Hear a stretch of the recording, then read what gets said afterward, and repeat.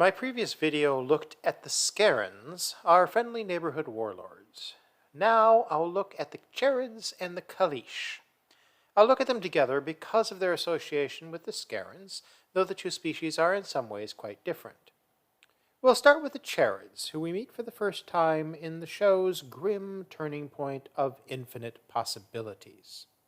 In the start of a new stage of Farscape's grand story arc, it also connects us with some backstory.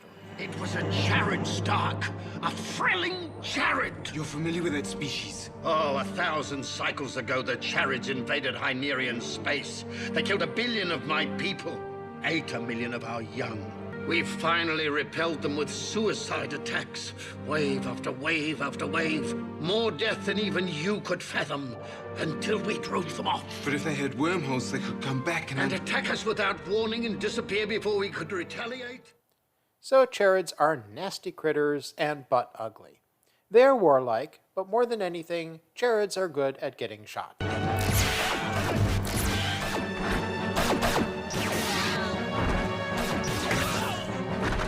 We know from Rigel's comment that the Charrids had been independent of the Charrids.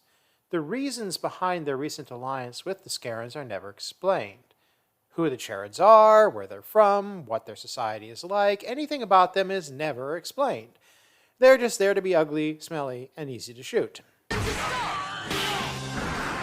The Charrids on Katratzi function as military police and probably as shock troops and cannon fodder. Yes, they're very good at getting shot. It is on Katratzi that we meet the other species working with the Charrids, the Kalish.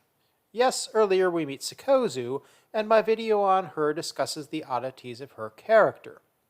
Because she is at least part bioloid, we can't assume that she is a typical Kalish, and we don't get to know anything more about the Kalish people beyond their function on Katratzi as technocrats.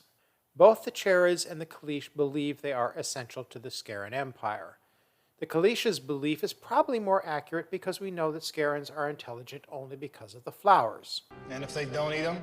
Your dog could beat him at checkers! Secretary Vakali is probably correct that the Scarrans depend on the Kalish's technical and managerial expertise. Without us to administer their empire, the Scarran system of governance will collapse. Whether they depend on the Charrids is debatable. Useless! My force is useless!